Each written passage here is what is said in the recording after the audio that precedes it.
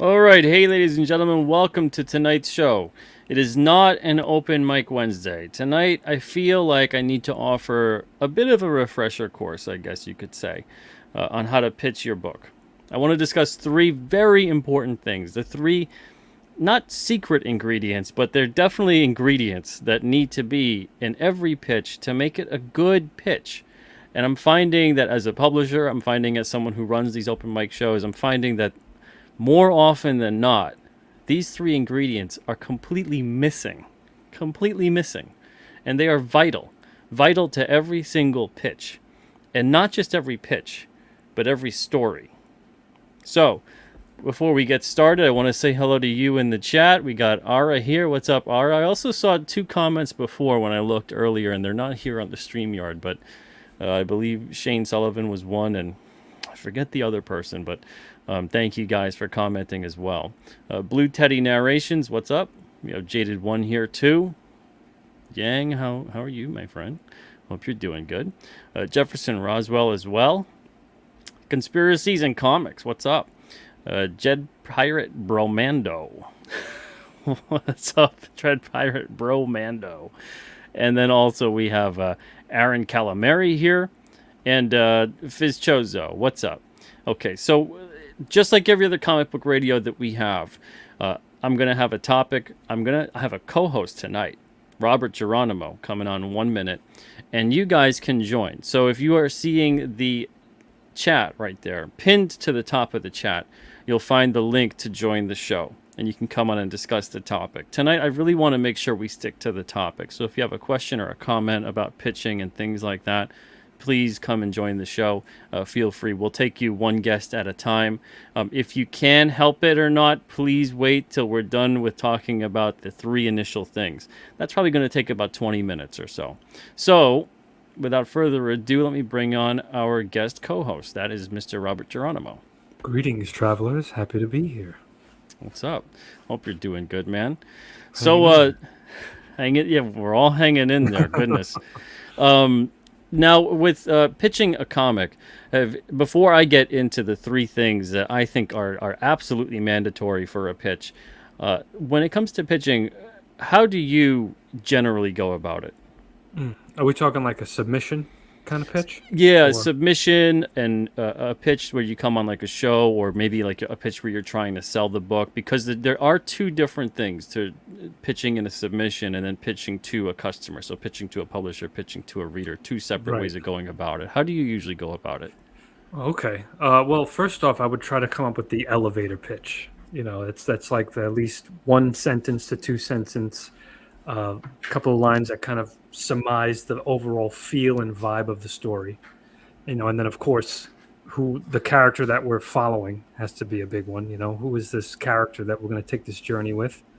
And you want to have a really awesome name, like a title, so this way when you say, oh yeah, it's like Blood Realm, it's like, oh, okay, so it kind of has that impact when they first hear it. And then of course I kind of also send in like a 1-page synopsis of the whole thing, spoilers and everything, if it's a submission.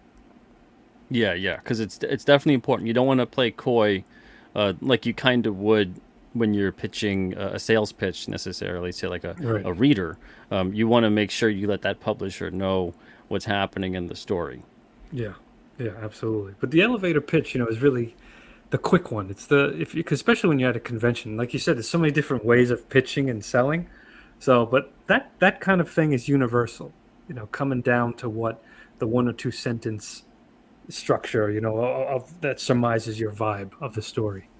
Yeah, because that really is something that's important in terms of just being like the icebreaker, you know, and that's something that on a written pitch, a written submission, I give like 3 to 5 sentences for that, but in a convention situation or on something like the open mic shows, you know, 1 or 2 sentences should really be all you need. And again, sentences, not words. So you could use a whole bunch of words within the 1 or 2 sentences. Right. I'm finding there's a lot of pitches out there and a lot of submissions that I get I get a lot of submissions that are pitching as if I'm the reader and the person that they're selling the book to, so they don't really say a whole lot.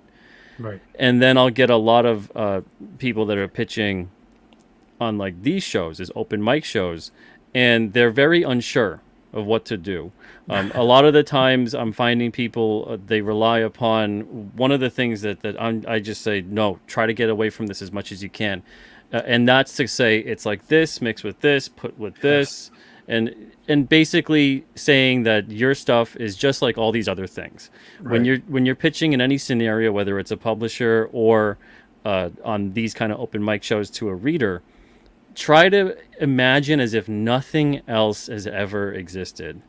All right, because if you think about it too, there's a big reason for that. Now, when you had, let's say Batman, when Batman came out, what did Batman have to run around and say, well, it's just like this and it's just like this? You could say Shadow, you could say, these pulp kind of crime characters and whatever. But did they do that? I don't ever remember ever seeing, if you like this, if you like that, or it's just like this and it's just like that. When we see, even nowadays, when we see like Marvel movies or whatever being pitched in commercials or something, it's not saying, if you enjoy DC's movies, check out Marvel, or vice versa. Right. There's no pitching like that on a professional level where they're saying it's just like these other things, and that's probably why you'll like them. Mm-hmm. It treats it as if this is a thing unto itself, and that's that. Even a lot of them don't even reference the other kinds of things within their own studio houses. Sure. Maybe they'll reference the genre, or they'll reference whatever else, but that's not one of the selling points. Is not to basically say our selling point is someone else's selling point. Absolutely. Yeah. Totally. And it's important to, if anyone's confused, you can say what genre it is. You're like, oh, this is a dark fantasy horror series, but that's different from saying, oh, it's just like Lord of the Rings, or it's just like this. Yeah, like for Blood Realm, if someone was to say, and if fans do this, it's totally different. I'm not saying the fans shouldn't run around. You guys are, it's a whole different. It's conversational at that point to have that conversation of say, to another fan, oh yeah, it kind of reminds me of like if Lord of the Rings was more horror and is a bit darker. If that's a fan conversation to try to get another fan hooked, that's fine. Right. But as the person who creates it, as a person who is, you are the end all be all, you shouldn't be running around saying, it's like this thing, but it's like if it was like that mixed with that, or kind of like this. That's to me, that's someone who doesn't know their story. Mm-hmm. That's immediately what I think of when I see a pitch like that. Yeah, I agree. So I'm going to tell you guys, should I do it one at a time, or should I just say the three and then we'll go into the three one at a time? What do you think we should do? I think you should tell them the three and then break each one down. Okay. So the three ingredients that every single pitch needs to have is the same three ingredients that every great story needs to have. And that's character, conflict, and setting. Mm-hmm. Without characters, there's no story. Without a conflict, there's no story. And without a setting, there's no story. And it seems very basic. It seems very obvious. But that's the thing that drives me up the wall, because it is very obvious. And all of you guys are already doing it. You already know what you're doing. You already have the knowledge. You just need to implement it and put it out there and say, oh, yeah, that's what it is. Everyone's so busy trying to do the song and dance of having either a persona, or having the really fast delivery, or having the air of confidence, or having something that's like an it factor. You don't decide what the it factor is for you. The it factor is decided upon by the viewer, the audience, the reader, whatever that may be. Your job is to just give the basic, just the facts, that kind of thing, the dragnet sort of spiel. Just give them the facts, the character, the conflict, the setting. Because within those three elements, that's where they find the story, and that's when they get hooked to your pitch. That's right. Same thing goes with, so basically, let's say, with King Cryptid. So King Cryptid, I'm lucky right off the bat, it's his name. So we're following the adventures of King Cryptid. He's a 500-year-old cursed immortal. And what's happening within the conflict of the story is that he's being dragged away from his peaceful seclusion in the White Mountains of New Hampshire, being thrown into a war that's been brewing between the supernatural world of the unknown and the mortal world of man. So right there, I just gave you the character, the conflict, and the setting, and I didn't even work that hard to do it. It's just literally saying pretty much the obvious of what your story is. I didn't go in there and I didn't say, well, King Cryptid, if you kind of enjoy stories that are like with super powered things, and like if you like Wolverine and you took Wolverine but you kind of mixed them a little bit with Right. like maybe a character who's kind of like maybe sort of like Bigfoot but like a vampire but mixed in with, then I mean it's exhausting just to listen to a pitch like that. But so many people kind of fall back on that. Don't do that. Try to break yourself out of that. Try to get out of that habit. For Blood Realm, how would you pitch Blood Realm? Well, I would definitely say it's a dark fantasy horror series set between, well, it's about a war between humans and this race of goat kind, and it's different perspectives of that war, and it takes place in the lands of Mordrin, these horrifying forbidden lands. Yeah. So right there, you're getting your characters, you're getting your conflict, and you're getting your setting. And with those Right. things, you already have the reader, the listener, whatever it may be, starting to paint a picture in their mind about what this story potentially could be like, and then it starts to make them want to ask questions. Right, And they that's do it themselves. essentially, Yeah.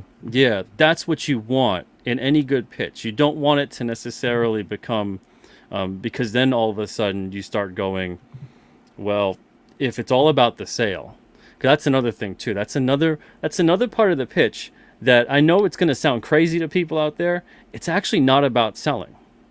The pitch is not about selling. The pitch is about getting you to ask questions. And then Yeah. answering those questions is what gets the selling happening. Because if every single pitch was literally just here's the pitch, 2 to 3 sentences maybe, and then you're expecting that person to buy, that is unbelievably a weird situation to put yourself in and the other person in. Yes, that's true. Because at a convention you don't just go, and it is very rare if it does happen, but it usually happens because then you have a visual, right? So they absolutely love the art. But if you just have a pitch and you tell the person at a show, it almost never happens where they hear the 2 sentence 3 sentence pitch and then they go, where is it? I gotta buy it. Usually then there's some questions to follow up. You have a conversation, they see what it is, and then they purchase it. It's not literally just, here's my story, what it's about, and they're like, gotta have it. Where's the money? I gotta throw at you because I gotta get that product today. That's right. Yeah. So the pitch is supposed to lead to them being interested, which leads to them asking questions. It's always like that, but most people associate pitching equals just selling. Pitching does not equal that. That I know that it's probably going to blow a lot of people's minds, and the same thing goes with a submission. It does not lead to the pitch equals you get signed. It's not an A to B thing, instantaneous. It is leading towards questions, towards me going, oh, I'm interested in this. I got to learn more. Let me see what their production schedule is like. Let me see what other plans they have for the book. All that kind of stuff, having questions for them. So it Right. is all about leading to that conversation. And again, so if you view it as that too, I think a lot of people will also start to get less intimidated by the idea of a pitch, because you build in all this pressure, because you feel like, oh, my pitch wasn't good enough. They didn't buy it. The pitch is like an earworm. Just because they didn't buy it maybe today doesn't mean tomorrow, a week, a month, a year later, they don't think about that and go, oh, I gotta check that out. That's right. That was kind of interesting. And then they go back to it. So there's all those important things to remember. It's not supposed to just be instantaneous, and some of it will be, but that's not supposed to be what that is. Don't give yourself that kind of pressure right off the bat that if you didn't make an instantaneous sale and you didn't turn the person listening to the pitch directly into a customer, that you failed with your pitch. You only failed with your pitch if you did not get that person to even ask one question or make one comment. Right. You get the and then walk away. Yeah, and that's happened at shows, and you're like, I gotta, Yeah. I gotta change what I just said. Yeah, You know, exactly. yeah, That didn't work. I've had that. and it's happened to everybody, but that's how you learn. So there's nothing wrong with that. It's a chance to reassess what did you do, and maybe next time when I give my pitch, it's a little more open ended, and I give something in there that makes them go, oh, huh. And then, blah, blah, blah, blah, blah. And then they start asking questions, and then you can answer. You have the You're like, conversation. yes, yes. Yeah, exactly. And then that's when you go from because don't start answering every question like a pitch, too. Because then that's when it starts turning into, oh, you're doing the hard sell. And Right. that's Yeah. when people start, so now you just have a normal conversation once they listen to the pitch, and you answer in a normal kind of way. If certain questions require longer answers, you give them. If certain questions require shorter answers, you give them. But again, it's that kind of thing. You have to almost learn that kind of song and dance in terms of, when to lead, when to be led. And when you're the person always kind of on the end of, this is my product, this is my story, I'm the person who should be taking the lead, don't often view it that way, because if anything, you want to give the lead a lot of the times to the customer. You want to make them ask the questions by asking your own questions. Don't be afraid to give and hand over that lead, asking them That's about right. what it is that they like, what are they into. Oh, do you like those kinds of stories? Like with Blood Realm. Oh, are you into a lot of fantasy or horror kind of stories? That Right. opens up the conversation as well. So it's that kind of thing that's easier to do, obviously, in that format than it is for an open mic type show. But with the open mic type show, you want to make sure you give your pitch with the characters, the conflict, and the setting. So the first thing we'll discuss, now that we've gone over what the three things are, the first thing we'll discuss are the characters. So the characters don't specifically have to be one character, and you hone in on them. Because for a book, let's say like Blood Realm, you've got a whole lot of characters. You've got a world of characters. Sure. So when you usually pitch something like that, like Blood Realm, then there's a bunch of characters in there, and even the main characters kind of take different priority depending on what story arc you're telling. Sure. How do you tend to go about it? How do I go about it if I'm trying to pitch which character? Yeah, so let's say it's someone who's completely, because you'll be pitching different story arcs depending on who you're talking to. Right. So if it's a reader that's already there, it's different in how you're going to pitch it to a reader who's a potential reader who has no idea of Blood Realm. So for someone who would have no idea of Blood Realm, how would you pitch it in essence of those characters and delivering that kind of a thing? I would usually I may say that I may talk about the character whose perspective the narration is in. So we follow that character's journey. So the first one was a smaller creature as a companion with the Sisters of Silence, and then in the second one, I would say we're following a mage, who's joining this battalion of goat-like warriors. So I would usually do it that way. I would focus on the character that is narrating. Okay. Yeah. And that's a really good way to go about it, because that's the character that you're following. So that's the character that makes the most sense to talk about. So that would not just, and that's the thing too, you don't have to necessarily talk about only the protagonist of the book or the main character or anything like that. But when you are giving a pitch, make sure that above all else, you mention the character's name. Yes, absolutely. Yeah. And there's a big reason for that. It instantly hooks you into the fact that this is an actual, for lack of a better term, living, breathing thing that you're going to be following along with. It's the difference between saying that, oh, that person over there and Bob over there. Right. All of a sudden, there's an instant connection. Oh, Bob's over off screen. If I just say, oh, there's a person over there, it's just like, I don't, okay. Just a random person. Yeah. And it's the same thing when you're talking about your pitch. Make sure that you instantly get people familiar with the character name. I can't tell you how many people I see that are pitching all the time and sending in submissions where, a girl goes down, and discovers this. A guy is traveling along and like, Oh, okay. goodness. It just, you already don't care about your character, essentially, is what you're saying. Sure. Because they're the nameless. They're Right. the unknown. And their name, it doesn't really matter. And if anything, how crazy is that to think the character you created in your story that this person is supposed to want to spend time with, you don't even think it's worth telling that person their name. Yeah, that's crazy. Yeah, I get tons of submissions that are like that. I'd say about 80% of the submissions that come my way don't mention character names at all. Oh, wow. Yeah, That's and bizarre. isn't it? Right? That's really weird. Why would they not mention who the character is and who we're following? Yeah. Most of the submissions that I get tend to revolve around they're trying to sell me on the idea of once their book is here, what it'll do for my company. That Oh is my most of the pitches in the submission. goodness. So they tell me who this book is for, why it's going to sell a lot, Right. and why it's the best thing that I or anyone else has ever read. Oh my. Those submissions don't blow smoke up my ass. Yeah. It's not going to fly here. Right.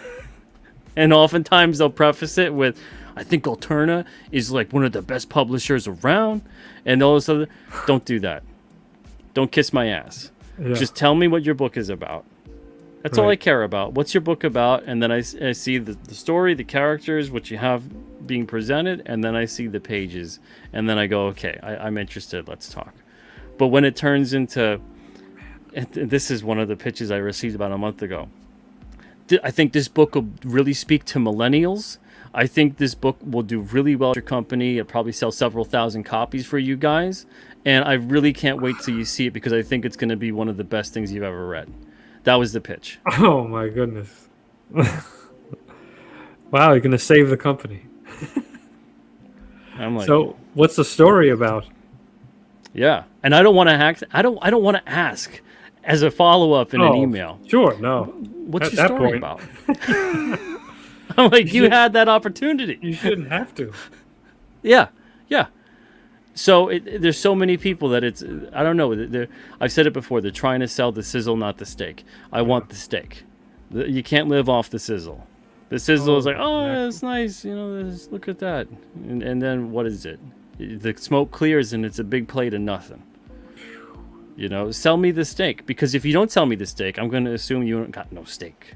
You just got some oil in a pan making crackles and smoke. Sure. You know, you just got a big load of bullshit. Is what you got. So, you know, you're going to serve me a plate of steak or you're going to serve me a plate of bullshit. You know what I mean? It's one of those things. Either way, Sure. you pick what you want to you serve to me, because then what you serve to me, I'm going to have to serve that to the reader. And like hell, I'm going to serve them a plate of bullshit. Right. I want to serve people a nice, good, meaty story. I'm for that. Yeah. So that's the thing, is that it's so simple, but I think so many people, I don't know if it's a Hollywood thing, because it is a Hollywood way to approach it with a pitch, and then start comparing and everything else. But if anything, once you start comparing and saying, I got to find what this story is just like, you start making unbelievably derivative decisions based on everything. And you also, like I said it before, when you start doing that whole comparison spiel, Oh yeah. you might have just lost someone who was into your story. And then you mentioned something. But you mentioned something, you're like, I don't really like that, you know? And And I've then had that now you've happen. lost them. In the early days when I was learning, you know, I mentioned something. The guy was like, "Oh, I'm not into that," and I went, "Oh, but it's not really like that." But you said it was, and I'm like, "Oh." Exactly. That was like in the first time, like 6 years ago. Yeah. And we've all been there, you know? All of us have been there. No one's a pro at any of this stuff when you start off. And sometimes it takes years to get better at it. But that's the thing. You have to start breaking yourself out of that right away. You have to start breaking yourself away from thinking that my thing is only valid based on the other things that have existed. And there's no possible way that someone will be interested in just my thing, my characters, and that kind of thing, unless they feel comfortable with the previous thing that they probably already know and like.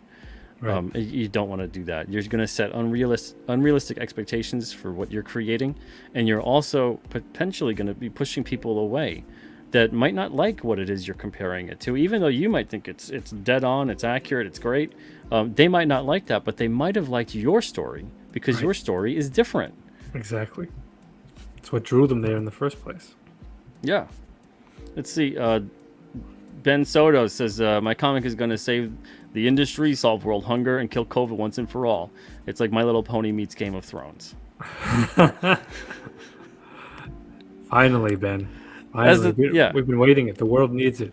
Hey, Greg, this is very good. Yes, it's the Hollywood pitch. Just a vague 30-second pitch about the story, and usually comparing your script to a combination of two known movies, like Star Wars meets Avatar, for example. Exactly.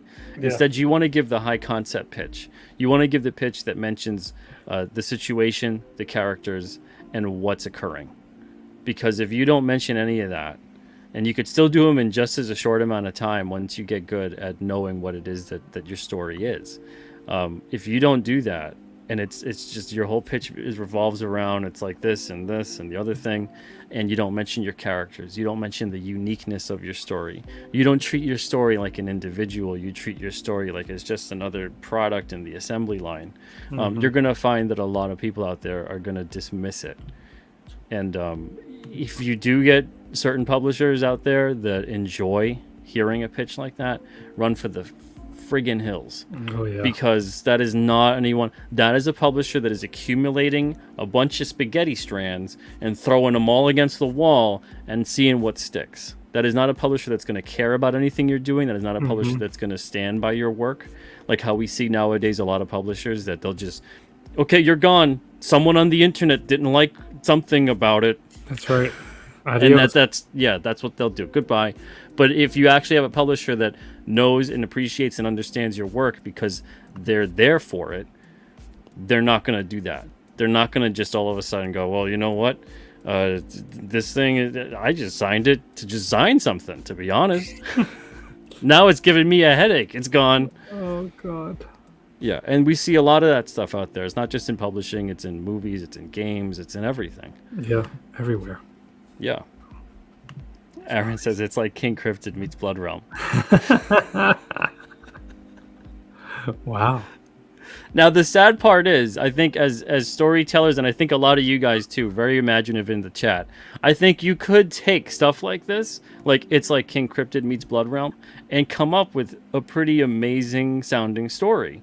Yeah. And then pitch it in an original fashion. It can be done. Yeah. You know, so that's the funny part, is that, yes, you could take that kind of concept of merging the two, but then it is your job. It is your job to make a unique, original pitch out of your merging of your influences and your inspirations. That's right. Wow. Yeah. So now the next thing, now that we've gone over characters and the importance of pitching your characters too, make sure you name their names. We need a name. I can't even believe you have to say that. Conflict. If there's no conflict, there's no story. No. And I think, nowadays we see a lot of like kind of pussyfooting around the conflict, you know. I don't know if we want people to really not get along. Right. Because everyone gets along all the time, right? Exactly. And the thing that's strange is that there's conflict in every situation. Conflict doesn't have to be two individuals against each other. You could be working against time. You could be working against some kind of situation that has put you in this predicament. It doesn't have to just be an adversary personified. So in the conflict in Blood Realm, what would you say that is? I mean, there's a lot of conflict in Blood Realm. So right. But I would say, like I said before, the main one is the war between humans and the Satrians, which is a warrior race of Gokind. And like I said before, too, each miniseries or chapter is a different perspective of that war. Okay. Yeah, exactly. So you have that conflict set up. You have this situation. You have this thing that's occurring that's on this grand scale. And your project out there might not be on a grand scale, but there's conflict. And you know what that conflict is. If there is no conflict in your story, please, right now, stop watching. Go put some conflict in your story. Yeah. Because conflict is going to make that story interesting. The conflict could even be inward. You can have a very character-driven kind of story and have inward conflict. If you have a lot of external conflict, it's probably going to be more plot-driven. But if you have a lot of that inward conflict and there's a lot of turmoil, there's a lot of conflicting emotions, the character has a deep history and they're trying to work past issues and things like that, that's conflict. So you don't need to have necessarily some outside force always presenting the conflict, but you do need to have conflict. There has to be something that is preventing someone from doing something they want to do. Sure. And you have to let people know about it. Yeah. So that's another thing, you know. That's the hook. You know, sometimes the conflict, like that struggle that character's going through, is the thing that may really connect with someone and go, oh, I want to see how that character can pull out of this. How are they going to get out of this thing? Exactly. And it's more about the how in that scenario, in terms of when the reader reads it, they go, how are they going to do that? As opposed to it being about the foregone conclusion. So I think back to like Batman with Adam West. You know, there's always that cliffhanger hook. Batman's in some scenario or whatever, and you know he's surviving. You know it's Right. gonna be okay, but you're like, how's he gonna get? And that's what makes you want to see the next part, Yes. because you're like, how does he get out of that? You know, and Right. that's the thing that as a writer, you got to be creative with it. That's your opportunity to surprise and to have some kind of creative twist or some kind of logical conclusion to what's happening. But you have to present that, and the how is what's interesting. Coming up with as many unique hows as possible is the way that you're going to make a very interesting story. It doesn't matter if you put your character through certain predicaments and you're like, yeah, but the reader's going to know they survive because they're the main character, and then there's several issues and this and that and whatever. None of that matters. I see a lot of creative people get very caught up in the I don't want to put my character through death-defying scenarios, because if I'm not going to kill him, doesn't that cheapen the story? I would say no. Yeah, I've had that conversation over the years with people too, Oh, where my I'm like, goodness. yeah, I'm like, you have to raise the stakes with things. You have to at least provide, if not the illusion of danger, you have to at least provide the reality of suspense. And the Right. reality of suspense comes about through the how. How do they get out of this unbelievable scenario? Right. Exactly. Yeah, and it can't just be because we said so. We see a lot of that, I think, in modern writing, that you feel, and whenever anyone ever sees like an ending that feels like a cop out, or a twist that made no sense, or there's character motivations that go askew. Now you're talking about things that get set up within the conflict that the writer did not foresee, and they said, "Well, I gotta still get to the end. The end still has to be the end." And so they'll do this and they'll do that, and this happened now, and that's it. The story is nice and done. But then you, as a viewer, as a reader, you're in there and you're just like, because can you think of any stories that are like that completely they had you, and then things started unraveling, they painted themselves into a corner, and you were completely let down, whether it's a movie, a show, a comic? Oh yeah, sure. Mostly modern movies. To be Is that perfectly honest. is that unsatisfying kind of, they had to end it? Yeah, Is what it felt like. yeah, it's like, it's like this needed to just end.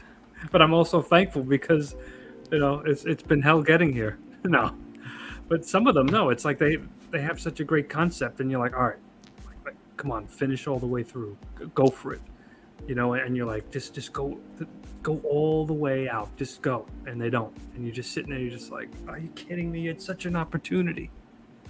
Yeah, That's the yeah. worst. That's the worst feeling. The conflict is such a great opportunity to put your characters through hell and then bring them back again, or let them kind of dive deep Yes. and maybe kill a character or two or all off. As long as it's being done in a way that makes sense with the story, the characters, and the events that have been building up to that climax, essentially. You can have whatever kind of ending. As long as it's an ending that hits, Yeah. it's going to stick with that viewer, reader, whatever it may be. Sure. But you have to, and there's so much of this nowadays where they want to be clever. Every single thing is these writers want to be more clever than who came before. It's and, so and frustrating. the large majority of it is unbelievably insufferable. Because it's stop trying to out clever not just who came before you, but out clever constantly the viewer. Yeah. Aim to entertain. And largely what happens with entertaining type things is there's a surprise. The surprise isn't necessarily a subversion, though, and that's the kind of thing that has become the norm over the years, is to kind of constantly pull the rug out from underneath the viewer, the audience, whatever it may be, and then deliver how clever you are. And see, you've out clevered the viewer. So now, oh, look at that. Bask in my genius. No. Yeah. Yeah. It's infuriating, and that's why with every volume of Blubber, I'm like, all right, I want to make it feel unique, every experience different, and I want to be able to take them on a ride where, not trying to, like you said, be clever and go, subvert expectations, but take them on a ride that is satisfying, but also in a way, in a direction where you're like, I didn't see that coming. You know what I mean? Yeah. And when there's the conclusion, seriously, make it a conclusion. Yeah. This kind of stuff where it's like, we just want the audience to kind of sit there and think about what possibly had just happened. I hate that. I hate that. It's like, all right, well then I want some with a budget, because I should be getting paid to piece together the rest of your story in my mind. Right. Yeah. And that's a big difference between when something sticks with you and you think about it and you want to see it again or read it again. There's a big difference between that and wanting to dive back in than there is about you're thinking about it and trying to go, well, they could have done this, they could have done that. This was building up to that, and they did nothing with it. Then there was this character, and then why was that character there? And I could think of a couple of things already. Yeah, there's a ton of that. Yeah, it amazes me. Yeah, so there's a lot of nowadays, they'll throw a lot of endless, aimless conflict at the situation just to kind of provide a lot of red herrings to kind of make people think, maybe this, maybe that, and maybe the other. And then, like, none of it plays out. Nope. And that's insane. That's unbelievably frustrating. So when you have conflict in your story, don't be coy about it. Again, when you're pitching to a publisher, don't be coy at all. Be direct. Let the publisher know that you know your story. And then let them decide as to whether or not they want to ask more questions, see what's up with the story, follow up with you, etc. But when you're talking to readers, when you're talking to the potential audience out there, it's very important that you don't play coy in a different way. You make sure that you're actually giving them information that is substantial to what it is that they're participating in here. Because if you're talking about a comic series, you could be talking about possibly hundreds of hours. Don't even think about the money. Think about the time and the emotion in which this reader may be investing. Oh, yeah. So, you want to make sure you're letting them know who they're jumping in that car with and going on like a 10-year trip with. Yeah. Absolutely. That's a great point. You want to give them that confidence in you. Yeah, 100%. Yeah. So the conflict is important, and then now the setting. The setting is vital too. We have characters, conflict, and setting. These three things, and I hope to the Lord that you guys are watching and going, these are obvious, Pete. These are obvious. What are you talking about? These aren't secret. These aren't like anything special. You'd be surprised, guys. I'd say 80 to 90% of the submissions I get fail to mention one of these, and I'd say half of them fail to mention all three of them. And I get about over 1,000 submissions a year. That's insane. Yeah, most of them it's this cookie cutter kind of buzzword stuff that you see nowadays. I think if they had the chance to pitch Batman to someone, they would say, well, it's about a straight white cisgender male who is exercising his white privilege upon the poor, mentally unwell people of Gotham City. Wow. It's that level of like, that's Batman? Okay. Interesting pitch. I can't tell you how many pitches in the past 3 years sound like that. Okay, probably about 25% of the pitches I get have sounded like that, where they lead with the sexuality, the race, the gender of the character. Well, now no they're name. programmed to do that, though, now. That's the problem, too. No name. And that's the thing. If you're creative, deprogram yourself from being just like every other person out there. If you want to be diverse, be a damn individual first and foremost. Mm-hmm. So if you want to have that kind of story, if you want to tell something where someone and you think it's out of the box or whatever it is, holy smokes, there's a million ways to pitch that thing in a very interesting kind of way. But you have to put the character, the conflict, and the setting first and foremost as the most important things. Yeah. All the other stuff is bullshit. Yeah, exactly. So when it comes to setting is very simple. Setting could basically be where it takes place and when it takes place. I can't tell you how many types of stories where I'm just like, is this supposed to be present day? Is this supposed to be 100 years ago? Is this supposed to be 100 years in the future? Is this supposed to even be Earth? I can't just- believe that. That's basic stuff. It's I both I enjoy and dread the days that I take when I sit down to just, and it's like maybe every 2 months or so, I sit down to look at all the submissions that come through because I know I'm gonna be in for it, and I don't want it to interrupt the other work I have to do. So I'm like, I'm gonna just, this weekend is lost to just looking at submissions, and I can't tell you how many of these submissions they fail to mention stuff like this, where I just look at it and I'm completely lost. And that's aside from then they also don't follow the guidelines at all in any way, shape, or form. Pages that are all out of order and I have no idea what's what. Pitches that are just, there's no art. Stories where there's just there's no lettering, you know, and it'll say on there, I need completed pages because I can't evaluate the submission properly without it. It's people that they come in and they're not reading the guidelines, but I'm expected to read the submission, and that's not going to happen. Sorry. That gets, when I can see right off the bat that you didn't take the 2 or 3 minutes to read the guidelines, I'm not taking the 2 or 3 minutes to read your submission. Yeah, I mean, that's kind of disrespectful to you. It's only going to get worse from there too, though.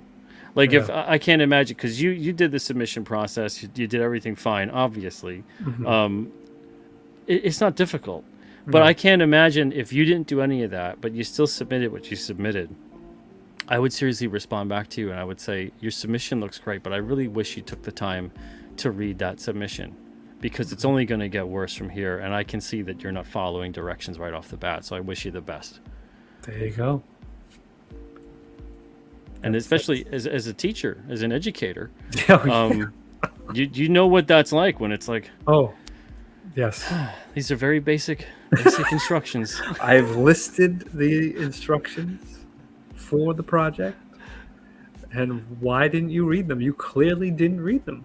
Yeah, You just You went know. off and did your own thing. It Exactly. amazes me.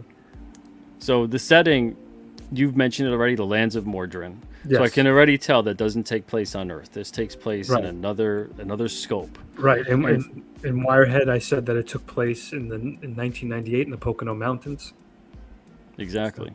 And how hard is that? That's How what hard I is was- that to That's just? what I was getting at. These are very simple things. These are very obvious, simple things, and yet most pitches, most submissions leave these things out. Wow.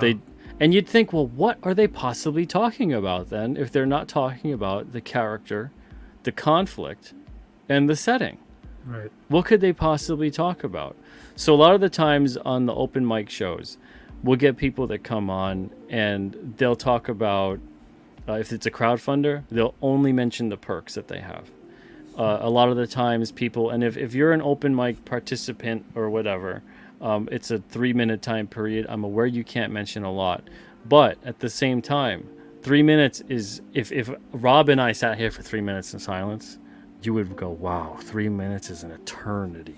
Right. Right. So if in 3 minutes you're not mentioning characters, conflict, setting, and then you got all that time to talk about everything else, I don't understand again what you're expecting people to get out of your time on this kind of show or on any other kind of show. And then if you're sending in a submission, really you have to talk about those things. You can't, don't do the Hollywood thing. Don't do something where you're trying to impress the publisher, where you're trying to, blow them away with how clever you are. Just talk about your story. Talk about your characters. It's not that hard. Wild. That's Yeah, pretty it damn is wild. wild. Because at the end of the day, too, the other impression that I get from it is that they're not really confident in the story that they're telling. So it's a lot of these smoke and mirrors kind of a thing of giving the impression of confidence through being bombastic and hyperbolic with a lot of stuff, as opposed to actually just talk about what the story is, and let me decide how great it'll be. Let the audience decide how great Sure. it'll be. Right. Well, that's something else, man. I gotta Yeah. say. Yeah, Greg says I found the submission guidelines to be pretty straightforward. Yeah, they're not that. It's maybe a page. maybe a page. It's very, very quick read, and I can even, let's take a look at it actually. If you guys want to join the show, the link is pinned to the top of the chat. If you have any questions, comments, you can come on air. And let me see the submissions right here. Let me change the banner too so you guys can see. All right. So let me get to the submissions. There we are. And share that screen. But yeah, they're not difficult. And it's the same kind of thing that a pitch would basically revolve around. So, I mean, first and foremost, we do get this still. We get people who do, even though it says it at the top, they'll still mail in a submission. Don't do that. Don't do that, because we're going to have every other interaction with getting files from you through email and Dropbox and everything other than that. So don't mail in your submission. I need to know that you're actually okay with modern technology. We do not accept story ideas or pitches. So I say ideas are great, but comic books are more than just ideas. If you send a submission without fully completed pages, the submission will be deleted. That's probably about 15 to 20% of submissions every year where that happens, where it's just a pitch. And sometimes people will try to come into it and impress me with like their resume. If they did this story, they did that story. But right now, they're working on something. And so if I want to see it at a later date, let them know. I'm like, why are you wasting both of our time right now? That is so unreal. Yeah, like you're not ready yet to send in the submission. But do you think because, hey, I got a resume, I'm a big name or whatever it is, you're coming through and you're like, I could just do whatever I want. And I'm already, again, every bit of this shows into the personality of who I'm going to be working with. Yeah. So if I know I have to work with someone who every single thing right off the bat is going to be like, don't you know who I am? I'm going to be like, I don't care who you are. I respect who you are, but I don't care who you are in terms of making decisions against that. I'm the juggernaut. Yeah, exactly. It's like, that's great. I'm glad that you've accomplished things. I respect that. But have enough respect for me to understand that I have to operate my business as well. I can't keep making exceptions just because someone's coming along like, hey, I wrote this and I did that, and so here's my pitch, and don't you want the book now? And I'm like, is it really a book though if there's no pages attached at all? Wow. Yeah, I've had that back and forth with a couple different creators in the industry. It's very strange. And if anything, I hold them to a higher standard. Sure, absolutely. Yeah, because they've been doing this for so long, and if you're a veteran at making comics, I expect you to understand then what needs to be done. Right. It's not just coming along with a pitch and then that's that. And don't you want the book now? And I'm like, there is no book. There's just a sentence or two that you have from me here. Oh, brother. Yeah. Have a business plan. Every time you create a new comic series, a new business has been created. Make sure to have a plan, scheduling, production, promotion, that kind of a thing. That's a lot of things that up-and-coming creators don't tend to have. There's almost no plan involved. The plan is to literally rely completely 100% on the publisher. Now, if you're in that scenario, especially with a publisher where it's 100% creator-owned, like it is at Alterna, if your plan is to rely on me, then I want to know, are you paying me a fee to give you that plan and to only do the sole attention to your book? Because I don't get a dime then out of anything extra that's made from building up your brand. Jeez. Like, we would only get money recuperated from books sold. But if the whole idea to sell your book is to basically build up your brand and your IP, to which Alterna does not own a sliver of a percent, that makes no sense to have that happen. So a lot of people out there will be like, well, why don't certain creator-owned publishers offer page rates and things like that? That's a lot of the times why. Is because of the fact that there's no editorial involved and there's no ownership involved. The ownership is basically in the hands of the person who created the project. So they have to be also someone who's self-motivated, someone who is steering their ship. The publisher in a creator-owned scenario is there to help, is there to basically say, look, what are your plans for this? We'll brainstorm and we'll come up with a plan together, but it needs to be implemented by both, and you need to be the voice and the sole driving force of what your brand and your book is. Otherwise, then it's really not creator owned at that point, because then you're just associating it only as an alternate property, and that's a falsity, because it is not an alternate property. It is your property.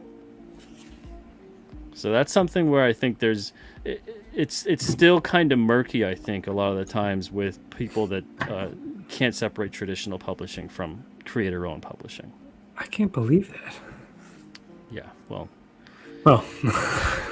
believe it, right? Exactly, yeah. The 5 to 8 pages that I say here for completed pages, people won't send that a lot of the time. I get people that'll send like 4 complete issues, and right off the bat, I delete that. That.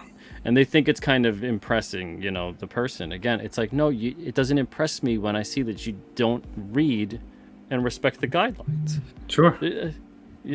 What am I to be impressed about? Hey, look at how good they didn't follow the instructions. Oh my goodness. And then the rest of it is just, learning the basics of comic book making and things like that, and the kinds of stories we're looking for. My favorite all time is when I get an email that says, "Do you accept submissions?" Right off the bat, I'm thinking,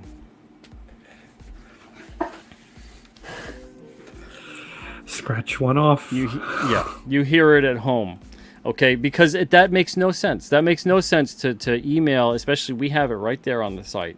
It makes no sense to then email the publisher, "Do you accept submissions?" It's right there on the site. That says so much that I can't even begin to verbalize it.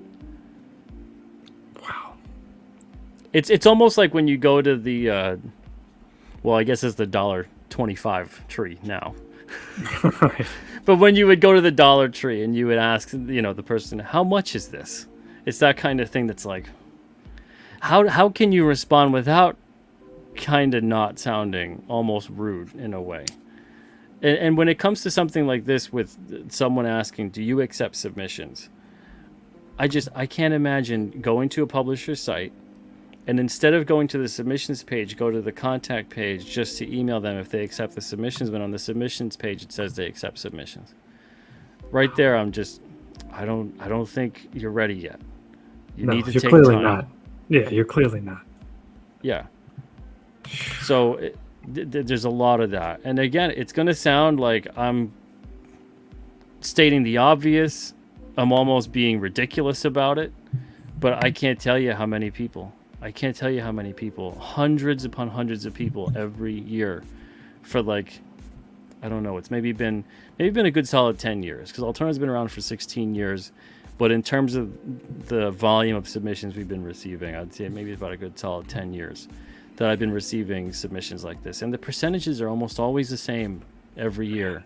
You guys can see from the books that we publish, if we're getting about 1,000 or so submissions a year, and I'm maybe just adding 1 or 2 new books to the lineup each year, that's a lot of books.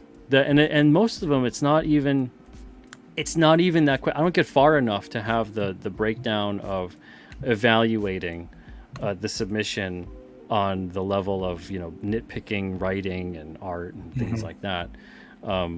That's like 0.01% of the submissions that come through overall.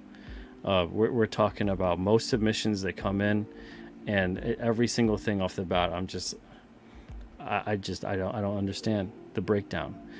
You got to focus on the characters, the conflict, the setting, and you got to make sure that you're actually describing your story. So I know that Blue Teddy says this might be obvious to someone else, but is the cover included in the page count or no? No, the cover would not be included with the page count. Cover would be the cover, the page count would be the page count. So when it's, because even think about when you refer to a comic, you don't count the cover as page 1. You open it up, that's page 1. So think about it like that. It's the same thing included with a submission. So when it's pages, it's pages. A cover is a cover.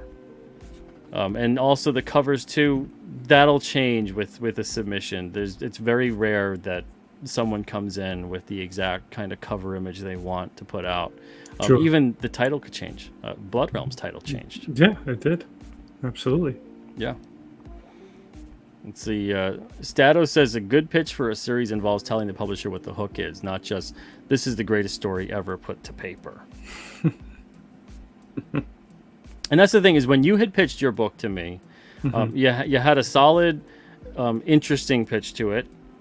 It made me go, this is someone who is telling a pretty deep story, but does the art and the pages and the writing, does that back up the pitch?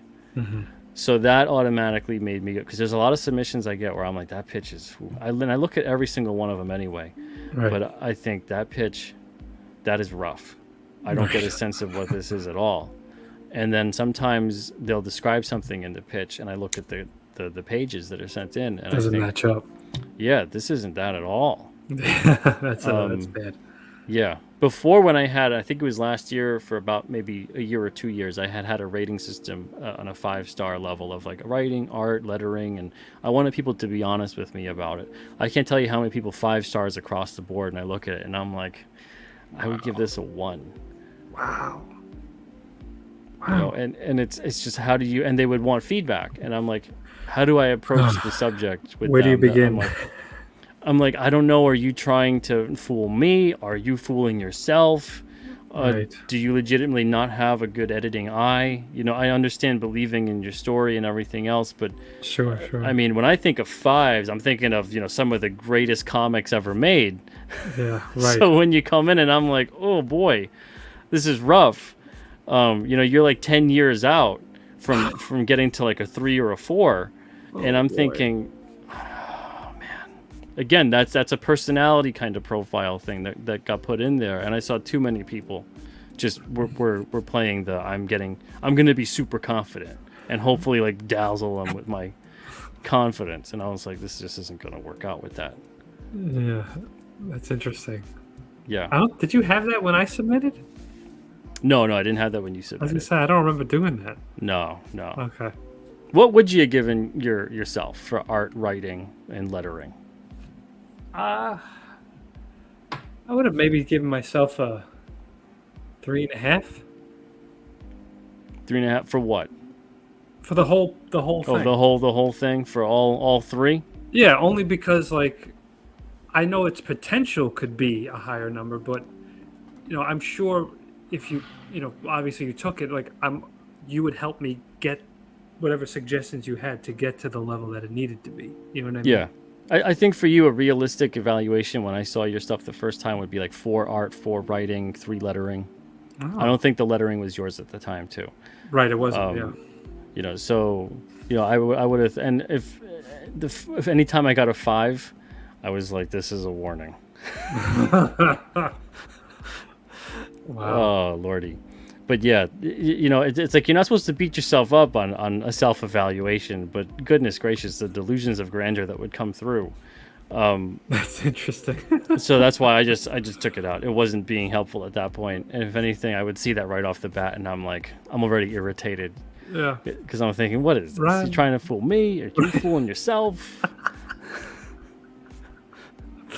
That's funny.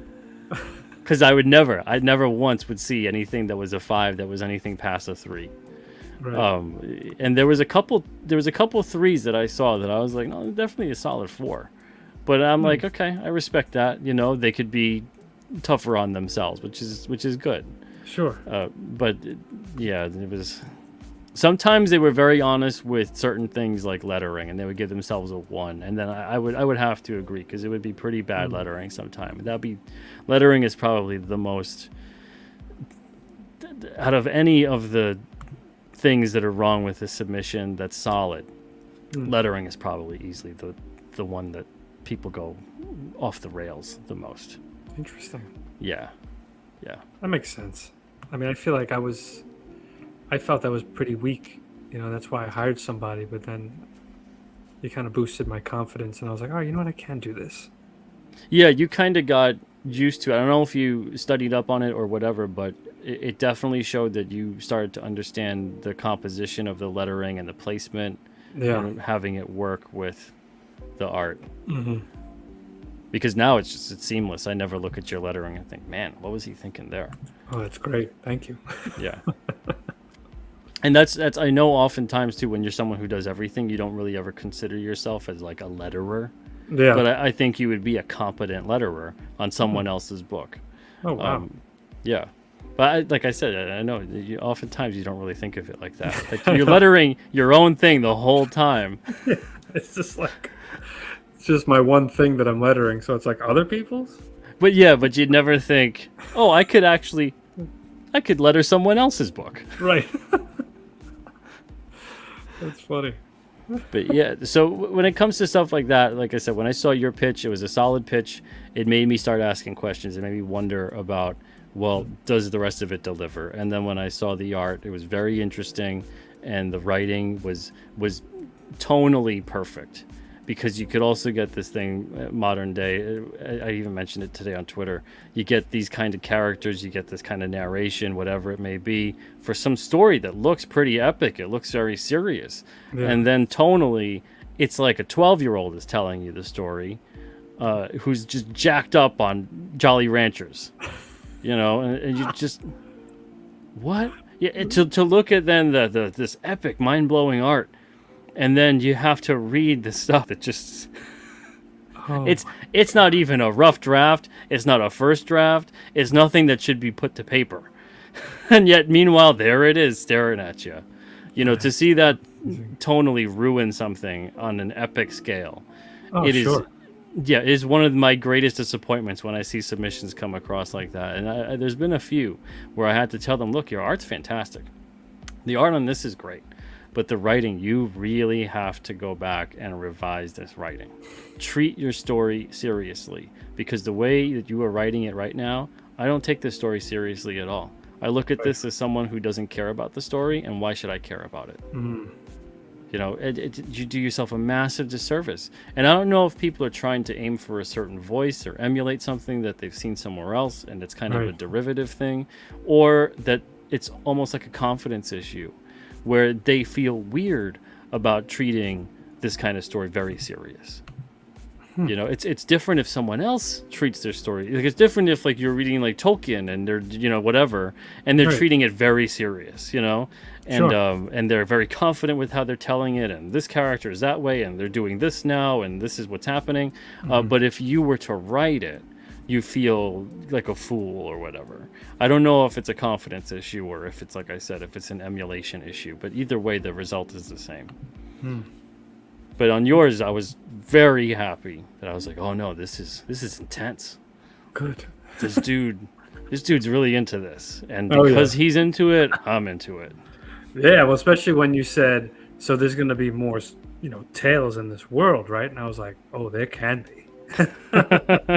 and as you know, every year I'm pressuring you to do more. Yes, and here we are. So that and that's the thing, that's what makes these great stories so great, is that you don't want them to end. So you do want these readers or your publisher or whoever it is to want to know more, to see more, to stay in this world, because it is such an interesting world to be in. That's the part of it where when you get that pitch and you get that conversation going, you'll get someone hooked. And it only comes about when you're talking about the characters, the conflict, and the setting. I know it seems so obvious and so basic, but it's these basic things that I think, because of that, because these are like fundamental things, I think people are trying to find a way to push past them, and they're thinking that they're so basic they're unnecessary or they're boring. And they're pushing into a different realm that is just full of either the superficial or just everything brings hollow.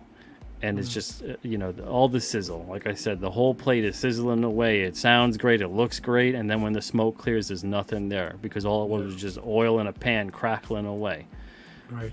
So the reveal after everything is said and done is nothing. So make sure you're actually delivering something. Absolutely. Wow, that's crazy. So before we end the show, was there anything else, any other piece of advice you wanted to give on pitching, on submitting, anything like that? I will say this. If you think you're ready and you think you've already done your drafts and you're good to go, give it 5 more. That's what I would say.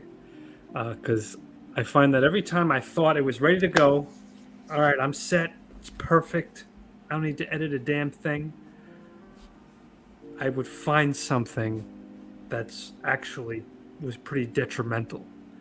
So I think it's when you feel that confidence, I think you should just wait a minute, maybe come back to it in a week and go through it. And if those 5 times you don't see that detrimental thing that could be hurting your pitch, then I'd say submit it.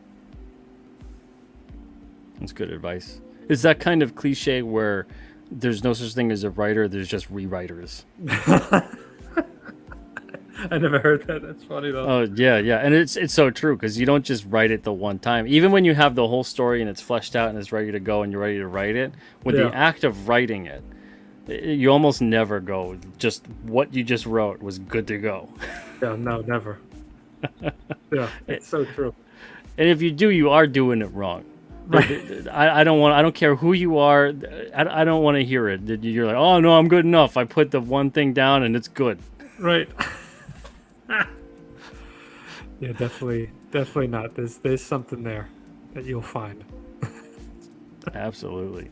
Especially when you want to write a bigger story too, that's encompassing certain things that you know you're going to reference later on, or you have to make reference to. You'll go in there then and try to say, well, okay, how can I work that in an entertaining kind of way, where it's not just always a linear kind of, we just almost like instructions reading, going through, and then they did that, and then they did that, and then but more about they did this because of this.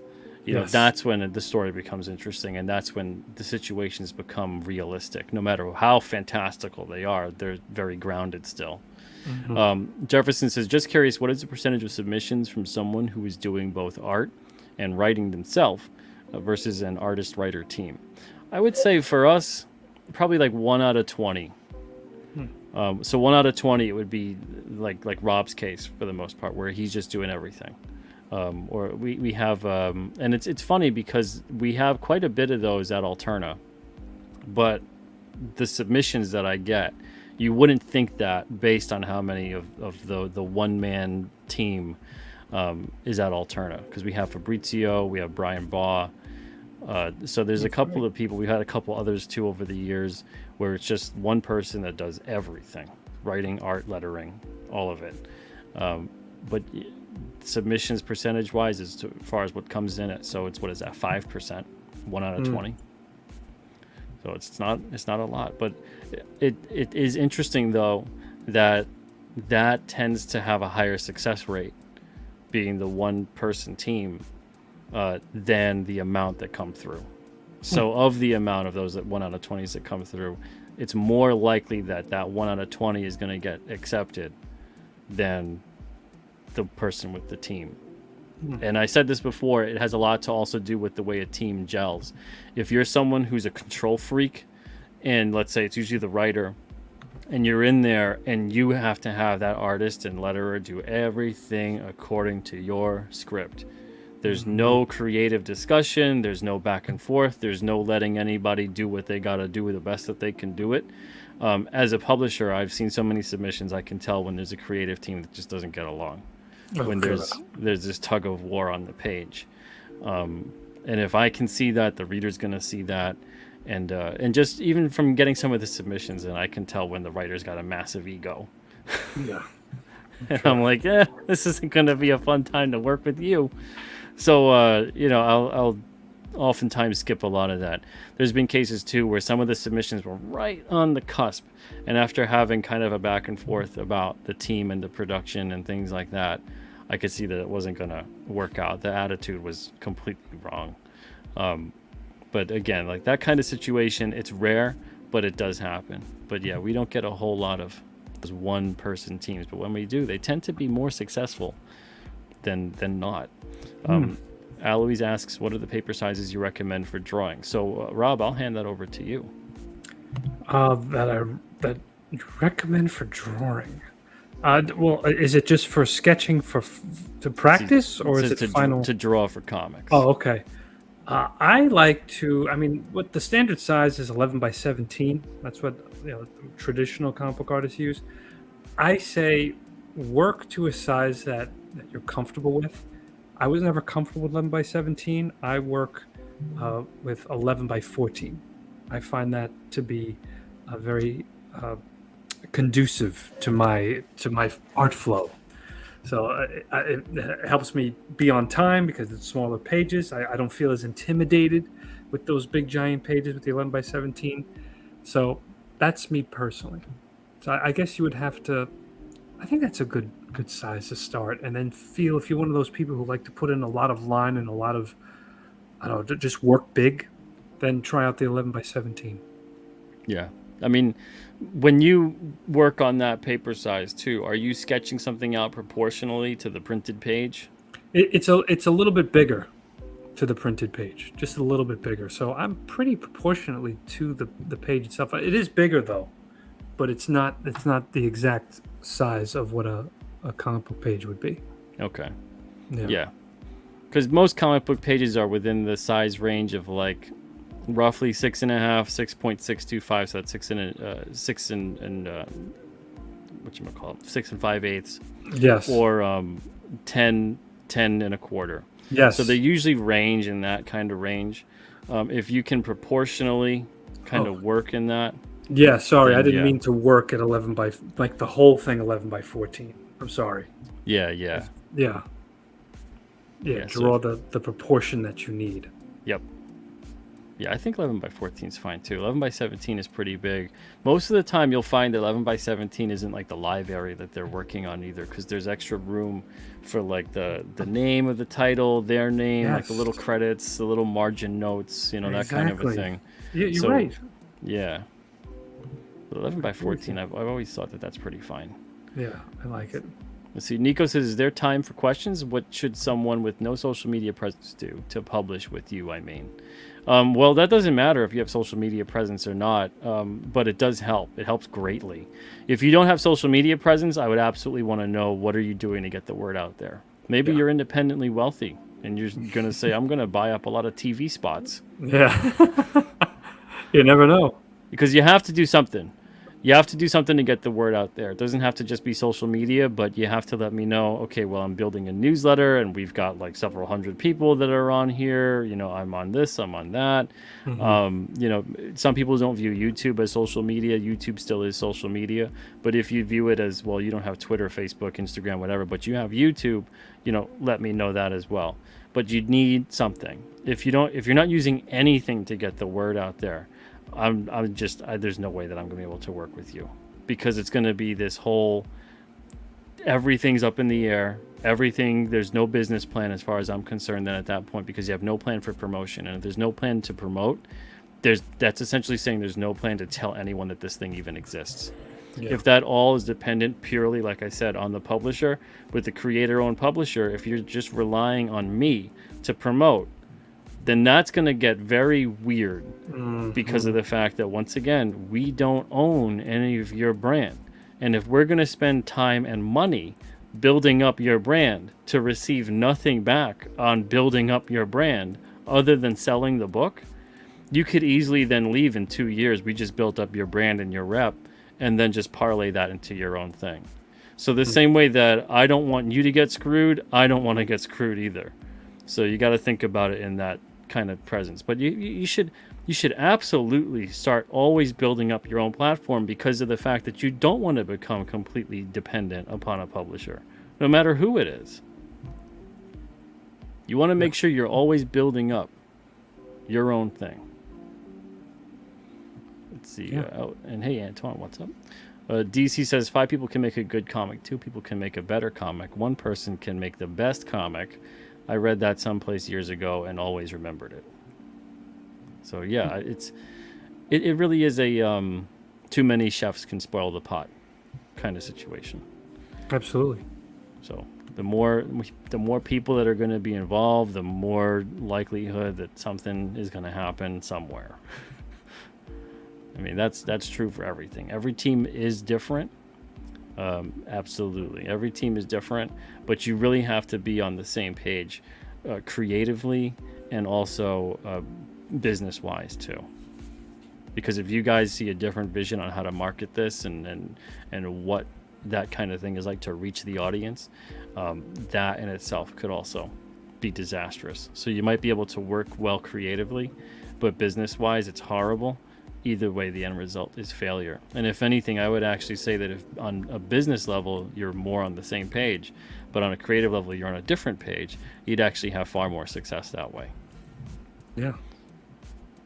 Because creatively, you might push each other past different things. But on a business level, if you're two completely diametrically opposing views in terms of who this book is for, how to get it out there, you guys are just going to be each other's own worst enemy. Antoine says 10 by 15 image on 11 by 17 artboard. I work at an 8 by 12 ratio. That works for my style. Aloise says, how large should the indents on a page be, so the margins, to leave room for printers to cut things? Well, that's a publisher thing. So you would essentially, whatever publisher you're trying to pitch to, but I mean, there's kind of an average comic size that's out there, and then the publisher would take care of pre-press and stuff like that, if they're halfway decent anyway as a publisher. So you shouldn't have to really worry about that, but you should be always worrying about the term of the gutter loss and margin and things like that when you're making a page, so that you're not having certain elements go outside of the bleed area, the trim, safe area, all that. Look all that kind of stuff up. Make sure that you study up on that. And says, how does coloring for newsprint work? I actually have a whole show on that. You can look that up and take a look at that. But it has to do with total ink coverage and ICC profiles and a lot of ins and outs of printing and publishing. Again, that's not really something that you would need to know unless you're actually going specifically with a newsprint printer, and then at that point in time talk to that newsprint printer and their pre-press team. It's very easy to adjust that stuff though, once you have the software, and you can just make those adjustments digitally. It's not as difficult. People think it's like color separations from back in the day. It's not like that anymore. It's far easier now to make those adjustments for newsprint. All right, so if there's any other questions, let us know. If not, we're going to wrap the show up. Before we leave, Rob, did you have anything else for us? Anything else you wanted to talk about?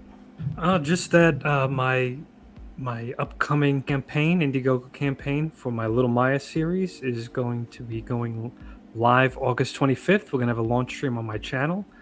And if you haven't checked it out, I think you guys will really dig it. I almost said wordless. It's because it's people confusing worthless. It is a book without words. And it is meant to encourage children to learn comic book storytelling and use their imagination. It follows this little girl who dreams of all these magical places. Her name is Little Maya. And in each of these magical places, she has to figure out how she can get back home. So she goes undersea, she goes to space, and she goes to this area called the Magical Crystal Caves. And she meets all these different creatures in each of these worlds. Oh, how's that for a pitch? There we go. Kind of summarized everything we talked about. There you go. Very nice.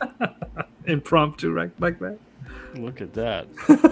So let me share that for a second and put that up here. And also, you guys can go sign up for that in the pre-launch. Indiegogo right there. There's the Little Maya Omnibus. That's right. All 3 adventures in one. And this is going to be a paperback, right? Yes, with nice. Yeah, it's going to have a nice thick matte finish and stock on the cover, so it's going to be a nice looking book. And just uploaded a video and everything, so it's going to be good. Very good. Let's see. Antoine says, I have a question. How do you guys get your skin so soft and supple? Daily showers. That'll do it. I recommend that. Soap too. That's a good one, I heard. Oh. Well, this is Pete's channel, right? This isn't the alternate channel. 'Cause I could say Elizabeth Bathory. She had a different way of doing it. If you look her up. Oh, good grief! Wonderful character from history. Yes, it definitely is. DC says, really good stream, deserves repeat viewings. Thanks, fellas. Thank you so much, DC. Appreciate that. Again, it's very obvious information, but you'd be surprised at how much it's not obviously used. I really, really hope if anyone is thinking, I almost want to say, before you come on Open Mic Wednesday or any of the open mic style shows, or go on anyone else's show even to pitch your book, watch this show first. Yeah. You want to make sure that you got it down pat. Characters, conflict, and setting. Make sure you discuss those things, and do not, for the love of Pete, don't discuss everything else other than your own book. So don't be like, it's like this, but like this, and I mixed in that, and then you put that, and boom, there's my that's not how you made it, is it? It's not. So don't discuss your book like that. That's right. You know, you didn't put all your favorite things in the blender and then go, out popped my story, there it is. You know, how'd you come up with it? The inspiration for it, that's great, that's fine. But as far as pitching it and describing it, never describe it by using something else that already exists. That's right. And then lastly, there's the King Cryptid campaign. Thank you guys so much for backing this. Really, really appreciate it. We're at 30,108 right now, 851 backers on board. And tomorrow night, and also, I guess for 48 hours, we're going to have a full moon special tomorrow night. And that's going to be a King Cryptid patch. Very cool. Yeah, it's like a printed patch. And it's going to be King Cryptid in front of the full moon. This image, but a full moon in the back of them. And it'll be perfect for the hats too. 3x2 Velcro patch. And that's going to be a full moon special on Indiegogo on this King Cryptid campaign tomorrow, starting at 1 o'clock Eastern for 2 full days. Usually it's just 1 day. And that's because there's some kind of, I don't know what's going on this month, but there's some kind of confusion as to which day truly is the full moon. Is it considered to be tomorrow because of the night, or the 12th because that's when it fully is full? So we're leaving it up for 2 full days, and we're just going to call it that. I'm really excited. Hey, look, it's Kier. I'm really excited that I've got the creative teams nailed down for 5 to 9. Next year's campaign is going to have 5 issues. So issue number 5 is going to be drawn by Jeff Elkins, and he's going to be tackling the White Mountain Yeti in that issue. Can't wait for that. Issue number 6 is going to be by Frankie B. Washington. He's going to be dealing with a dragon. A dragon on the Old Man of the Mountain. Yeah, I can't wait to see what he does. King Cryptid's going to be growing to 2 to 3 times his size on the night of a supermoon and battling a dragon. None other than Frankie B has to draw that issue, of course. And then issue 7, we're going to have Nick Hunter coming back. Nick Hunter has his work on issue 2 of this campaign here. Nick's going to be tackling a werewolf. Ooh. So he's going to be doing great. And the issue, appropriately enough, is going to be named Hunter's Moon.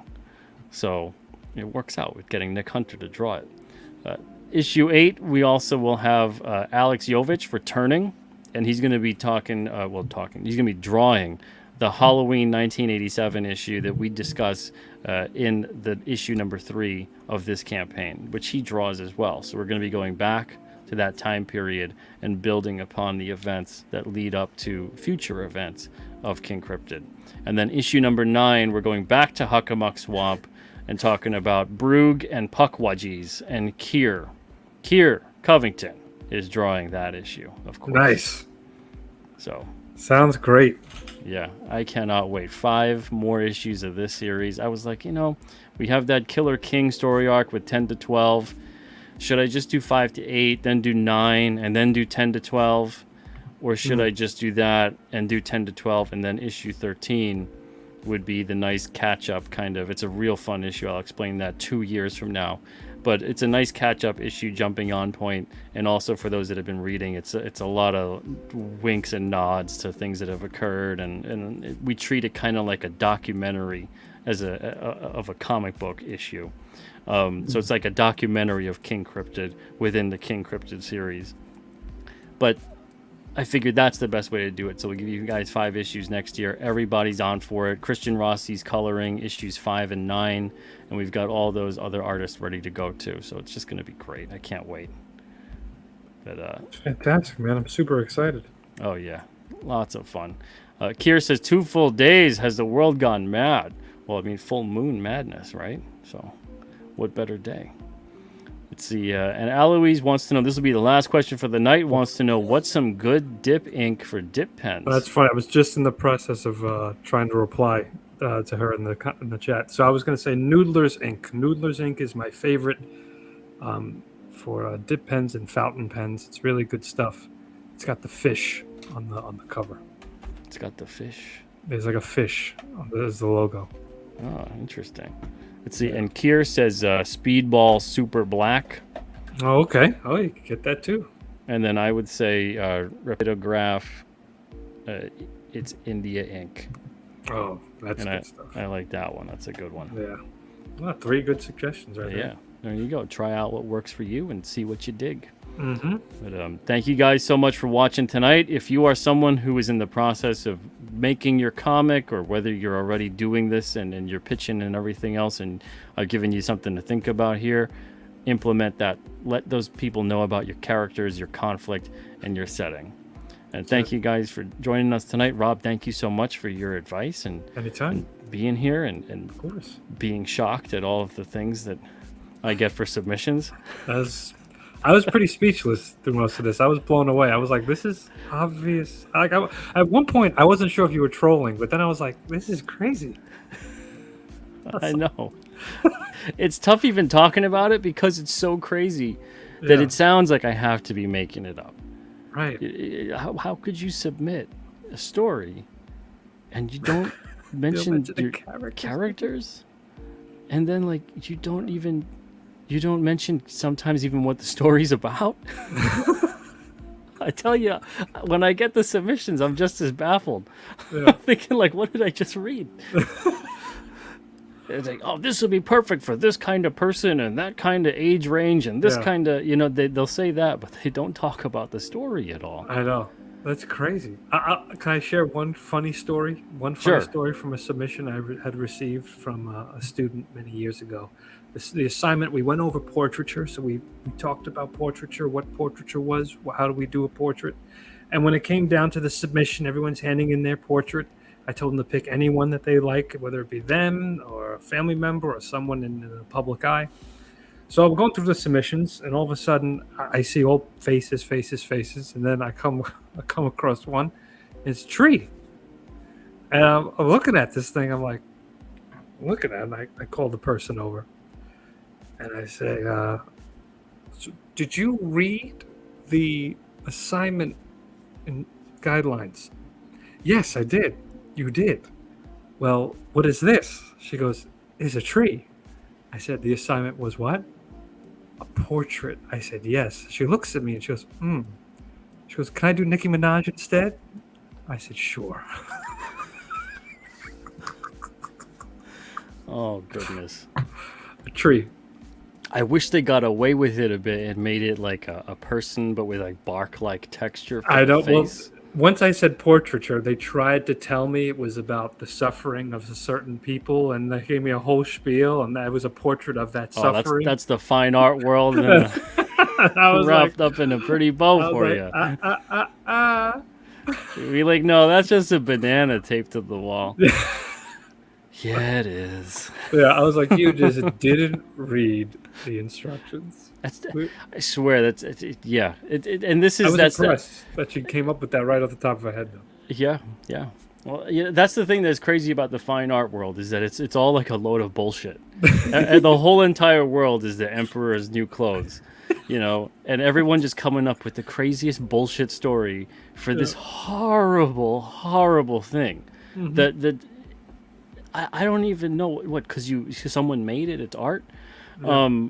And that's what sells it is this bullshit story. And to see that kind of thing work itself into every aspect of everything is just everyone just bullshitting each other. It's unbelievable. Oh, it's a riot. It's a riot. Oh, goodness. Well, thank you guys so much for joining us. Have a good one. Great night. And again, Rob, thank you so much for joining me as well. Of course, man. Anytime.